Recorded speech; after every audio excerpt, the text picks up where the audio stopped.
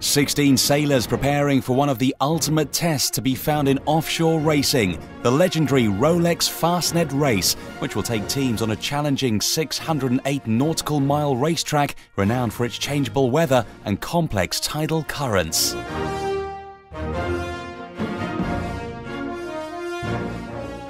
The biennial Rolex Fastnet race tests teams' strategy, decision-making, stamina, and in short, an offshore racing skills. It is renowned as one of the biggest challenges of a sailor's career, a perfect stage to test the MBA sailing team of 12 MBA alumni from different universities who would face one of their most grueling tasks yet, led by the renowned skipper Roy Heine and some of his team.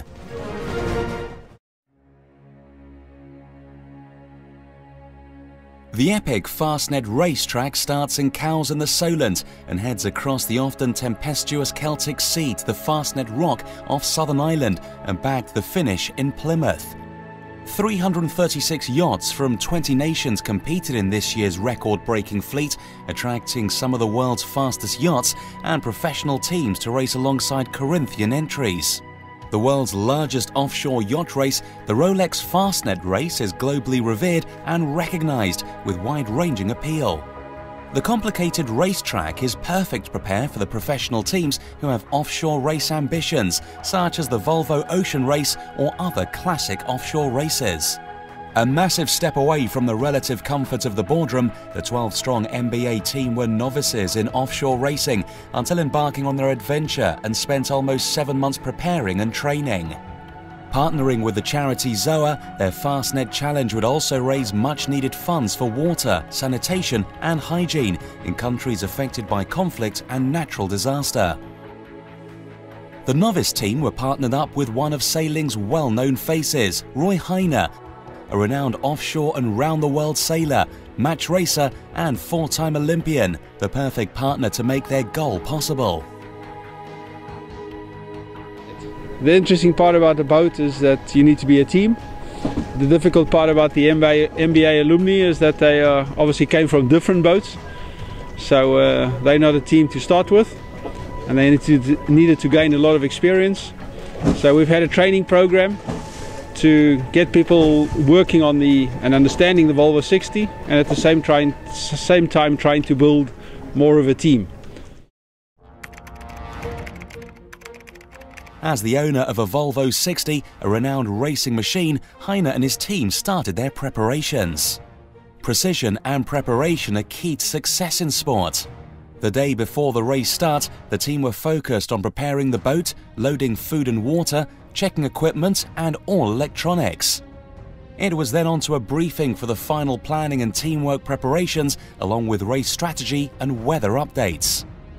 A few hours later, and more final checks with all the team on board and double-checking gear.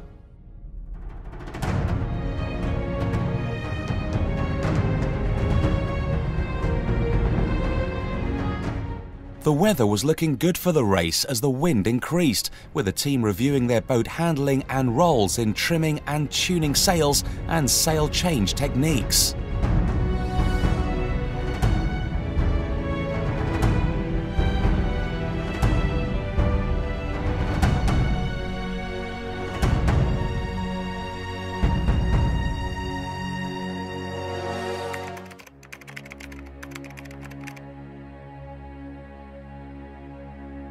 An overcast and virtually windless morning gave way to sunshine and a gently building breeze as the team headed to the racecourse at 1200 hours.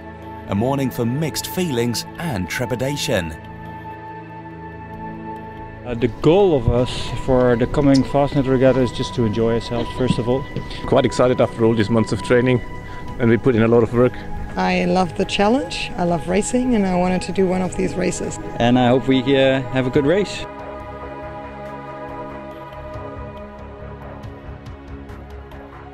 Just a few minutes to go until the start, and the team reviewed their tactics for the critical moments before, during and after the start.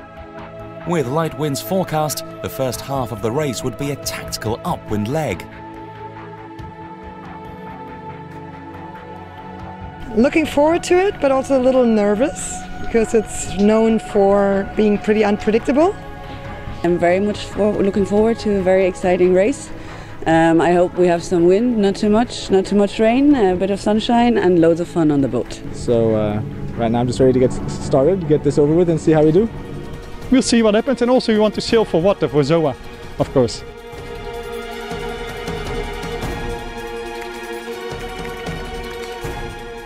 At 13:50 hours on the 11th of August, the NBA sailing team started the Rolex Fastnet race, opting for a pin-end start in what was the crowded end of the line.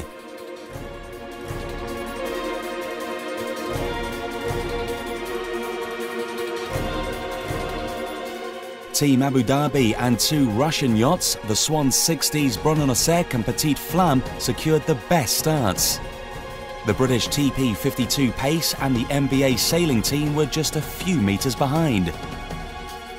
Minutes after the start, some short, sharp tacks rewarded the teams with the best executed boat handling, as teams tried to choose the best tacks in the shifty breeze close to shore with gusts up to 25 knots.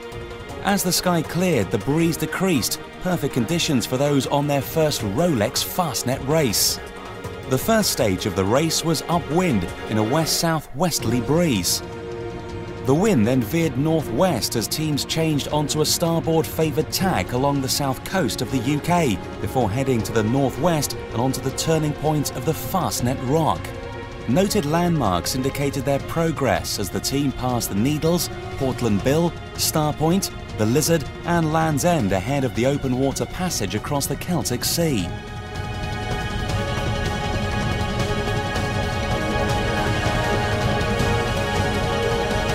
"32 hours later, the team were in the middle of the Celtic Sea and heading towards the Fastnet Rock.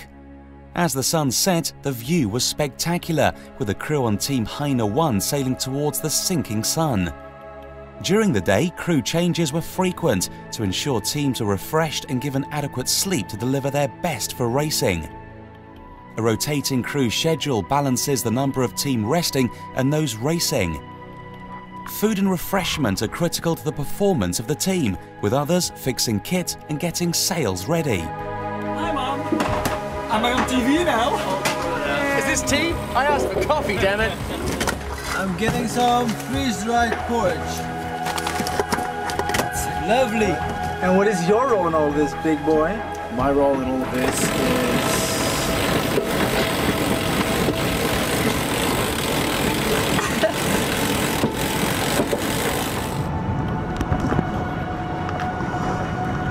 You have a halyard ready? Good. Yeah, he's now. Get him. By 1000 hours on the 13th of August, the team were on a port leg towards the Fastnet Rock, with the wind gradually dying. As they rounded the rock and the landmark turning point of the Fastnet race, there was virtually no wind and a glass-like sea. No quick escape onto the long return leg back to Plymouth, as the team found themselves enjoying the view of the Fastnet Rock. The Fastnet Rock is the most southerly point of Ireland, rising to about 30 metres above the low water mark with a lighthouse atop it. The wind steadily increased and the pace of their race back to the finish line at Plymouth was much faster, taking just 1 day compared to the 2.5 days to get to the Fastnet Rock.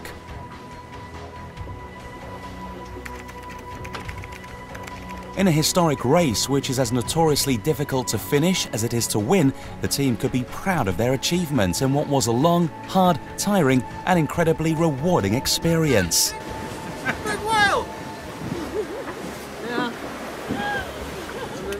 One of our main guys, Berend Groeneveld, has a very tight connection with the Cambodia, a Dutch-based charity organization who helps out in Cambodia with the water wells in 2 large villages.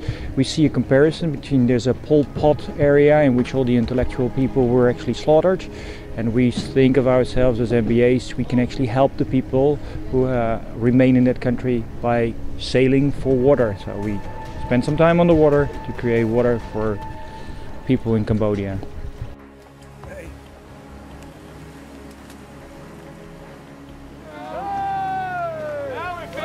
A goal achieved for each and every one.